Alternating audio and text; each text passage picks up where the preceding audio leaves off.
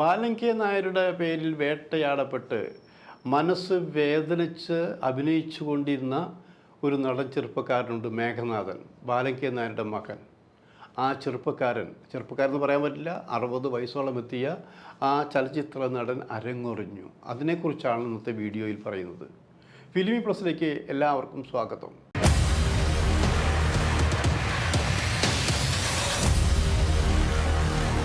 മരണം ദുഃഖകരമാണ്. അതിന് സങ്കടം ഏറിയും കുറഞ്ഞും ഇരിക്കുന്നു ആലോചിക്കണം.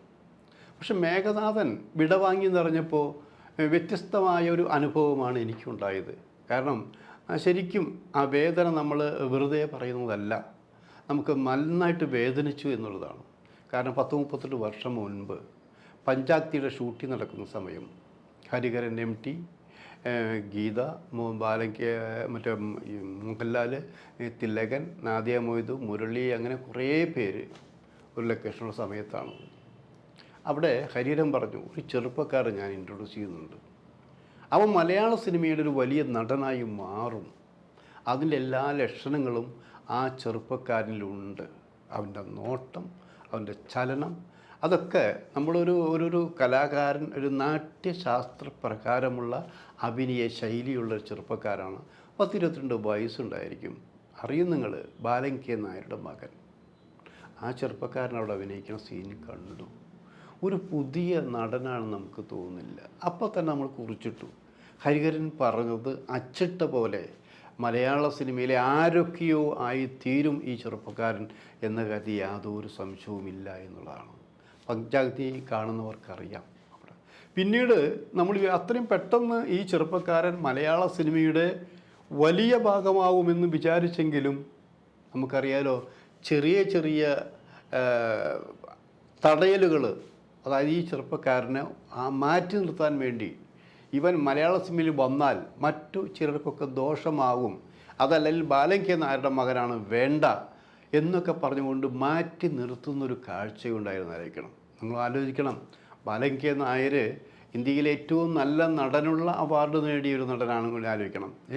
ആ ബാലൻ കെ നായർക്ക് പോലും നല്ല വേഷങ്ങൾ കൊടുക്കാതെ മാറ്റി നിർത്തപ്പെട്ട മലയാള സിനിമ. നമുക്ക് പലരുടെയും കാര്യത്തിൽ അങ്ങനെ എടുക്കാം.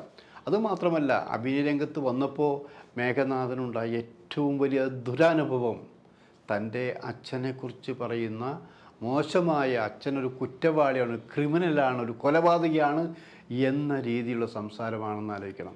എന്താ കാര്യം എന്ന് മനസ്സിലായോ? ജയൻ മരിച്ചില്ലേ ഹെലികോപ്റ്റർ അപകടത്തിൽ? അതിന് കാരണക്കാരൻ ബാലൻ കെ നായരാണ് എന്ന് അപ്പോഴും വിശ്വസിക്കുന്നവരുണ്ട്, പറഞ്ഞു നടക്കുന്നവരുണ്ടെന്ന് ആലോചിക്കണം. ഇത് ഇപ്പോഴും ആ ചർച്ച തീർന്നിട്ടില്ല. അന്നത്തെ ആ കാലഘട്ടത്തിൽ എന്താണ് സംഭവിച്ചതെന്ന് തെളിവുകൾ സഹിതം വളരെ വ്യക്തമാണെന്ന് ആലോചിക്കണം. നിങ്ങൾക്ക് സംശയമുണ്ടെങ്കിൽ അത് പരിശോധിക്കാം. കാരണം ഫസ്റ്റ് ടേക്ക് എങ്ങനെയാണ് ആവുന്നത്? ഫസ്റ്റ് ടേക്ക് ഒരു മഴ ചാറിക്കൊണ്ടിരിക്കുന്ന സമയത്താണ് ഈ ബൈക്കിൽ സുകുമാരൻ ബൈക്ക് ഓടിക്കുന്നു, ജയൻ എൻ്റെ പുറകിലിരിക്കുന്നു, ഈ ഹെലികോപ്റ്ററിൽ ചാടി പിടിക്കുക, ഹെലികോപ്റ്ററിനുള്ളിൽ ബാലൻ കെ നായരുടെ വില്ലൻ വേഷത്തിലാണ്. ബൈക്ക് ഓടിക്കൊണ്ടിരിക്കുമ്പോൾ പെട്ടെന്ന് ചാടി ഹെലികോപ്റ്ററിലെത്തി അതിനുള്ളിൽ കിടന്ന സ്ട്രഗിൾ നടത്തുന്ന സംഭവം സീനാണ് എടുക്കുന്നത് ആലോചിക്കണം. ആദ്യത്തെ ടേക്ക് ഓക്കെ ആയിരുന്നു. ആദ്യ ടേക്ക് ഓക്കെ ആയിരുന്നു. അത് കണ്ടിട്ട് അത് പോരാ, രണ്ടാമത് എടുക്കണമെന്ന് പറഞ്ഞത് ബാലൻ കെ നായരല്ല, ജയൻ തന്നെയാണെന്ന് ആലോചിക്കണം. സംവിധായകരും മറ്റുള്ളവരും സുകുമാരനടക്കമുള്ളവർ നിരുത്സാഹപ്പെടുത്തി, മഴ ചാറിക്കൊണ്ടിരിക്കുകയാണ്, അരുത്, ഇത് ഓക്കെ അല്ലേ. ജയൻ്റെ നിർബന്ധപ്രകാരമാണ് രണ്ടാമത്തെ ടേക്ക് പോയെന്ന് ആലോചിക്കണം. ആ ടേക്കിനിടയിൽ എന്താ ഇത് പോലെ വണ്ടി പോയി വരുമ്പോൾ പിടുത്തം കിട്ടിയില്ല എന്നുള്ളതാണെന്ന് ആലോചിക്കണം. ഇത് വളരെ വ്യക്തമാണ്. ബാലൻ കെ നായർക്ക് ഇതിനൊരു പങ്കുമില്ല എന്നുള്ളത് വ്യക്തമായിട്ടുള്ളത്. അങ്ങനെയാണെങ്കിൽ ബാലൻ കെ നായരും ഗുരുതരമായ പരിക്കേറ്റ് ആശുപത്രിയിലായിരുന്നല്ലോ. അപ്പോൾ അത് വെറുതെ വേട്ടയാടുക എന്നുള്ളത് ചിലരുടെ നയമാണ്, ചിലരുടെ സ്വഭാവമാണ്. ഒരുപക്ഷെ അവരുടെയൊക്കെ രക്തത്തിൽ അലിഞ്ഞേർന്നതായിരിക്കാം. ഈ സംഭവമൊക്കെയാണ് തെളിഞ്ഞും അല്ലാതെയും മറനീക്കാതെയും ഒക്കെ മേഘനാഥനോ ഉണ്ടായ അനുഭവം എന്ന് ആലോചിക്കണം. ബാലൻ കെ എനിക്ക് നല്ല ഇഷ്ടപ്പെട്ട ഒരു സഖാവ് കൂടിയായിരുന്നു ആലോചിക്കണം. ബാലൻ കെ നല്ല നടനാണെങ്കിലും നല്ല വർക്ക്ഷോപ്പ് മെക്കാനിക് ആണെങ്കിലും അദ്ദേഹത്തിൻ്റെ ബ്ലഡിൽ ഈ കമ്മ്യൂണിസ്റ്റുകാരെന്നുള്ള രക്തമുണ്ടായിരുന്നു ആലോചിക്കണം. അത് ധൈര്യപൂർവ്വം പറയാൻ ഒരു മടിയും ബാലങ്കയ്ക്ക് ഉണ്ടായില്ല എന്നാലോചിക്കണം. അത് വിട്ടൊരു കളിയുമില്ല എന്നാലോചിക്കണം. നേരെ നേരെ കാര്യങ്ങൾ പറയുമ്പോൾ ഒരുപക്ഷെ അത്തരം പറച്ചിലുകൾ, സംഭാഷണങ്ങൾ ബാലങ്കയിലുണ്ടായപ്പോൾ ചിലർക്ക് ഇഷ്ടമായിട്ടുണ്ടാവില്ല. അതുകൊണ്ടൊക്കെ ആയിരിക്കാം നല്ല വേഷങ്ങളിൽ പലപ്പോഴും അദ്ദേഹത്തെ ഒതുക്കി നിർത്തിയത്. അദ്ദേഹത്തിൻ്റെ മകനെയും ആ രീതിയിൽ തന്നെ ഒതുക്കി നിർത്താൻ ശ്രമിച്ചു. ഞാൻ ബാലങ്കയെ ഉണ്ടായിരുന്ന അതേ സ്നേഹം തന്നെയാണ് ഞങ്ങൾ മേഘനാഥനോടും കിട്ടിയത്. ഒരു സാധാരണ, അതായത് ലൊക്കേഷനിൽ വന്നാൽ അഭിനയം കഴിഞ്ഞു, വേറെ പരദൂഷണങ്ങളില്ല, വെള്ളടിയില്ല, കമ്പനിയില്ല, ഒന്നുമില്ല. അത് കഴിഞ്ഞ് ഏറ്റവും തൻ്റെ പ്രിയപ്പെട്ട കുടുംബത്തിലേക്ക് എത്രയും വേഗം ചെല്ലണമെന്നാണ് അദ്ദേഹത്തിൻ്റെ ആഗ്രഹം നിലയ്ക്ക്. അങ്ങനെയായിരുന്നു.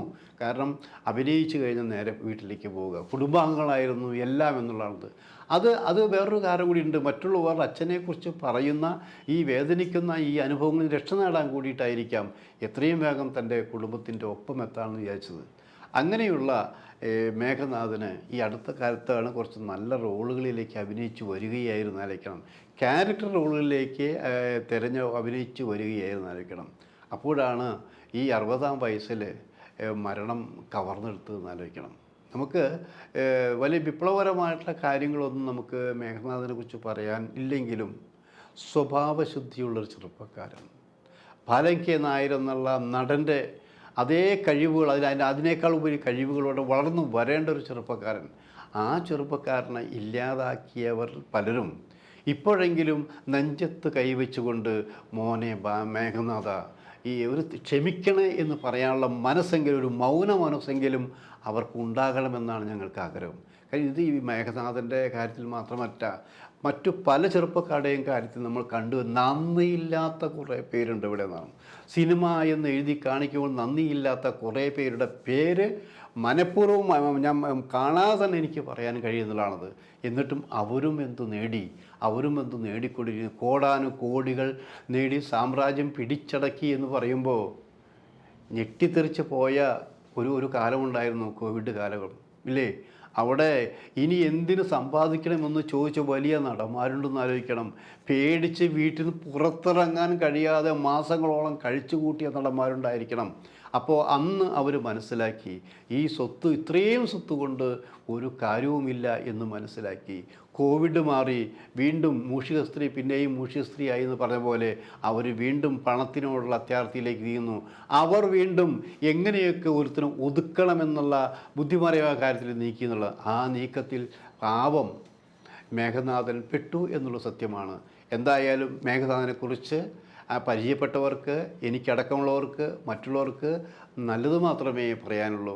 ആ ചെറുപ്പക്കാരൻ്റെ, മേഘനാഥൻ്റെ കുടുംബാംഗങ്ങൾക്കുള്ള അവരോടുള്ള ഈ ദുഃഖത്തിൽ ഞങ്ങളും പങ്കുചേരുകയാണ്.